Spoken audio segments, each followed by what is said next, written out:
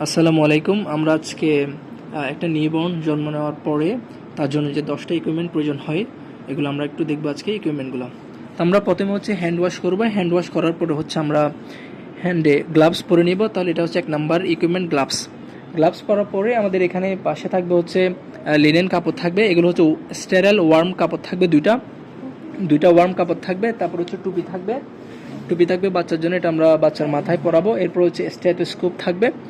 এরপর হচ্ছে এখানে ক্লোরহেক্সিডিন থাকবে, 7.1% ক্লোরহেক্সিডিন থাকবে। সাকার থাকবে, এটাকে পেঙ্গুইন সাকার বলা হয় সাকশনের জন্য।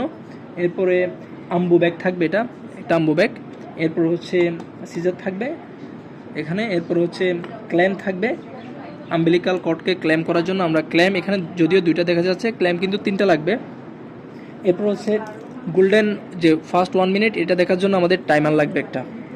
এগুলো হচ্ছে আমাদের 10 ইকুইপমেন্টস ফর রিসাসিটেশন বলা যায়, বা একটা বাচ্চার ডেলিভারি নেওয়ার পরে এই যে 10টি ইকুইপমেন্ট আমাদের হাতের কাছে রাখতে হবে।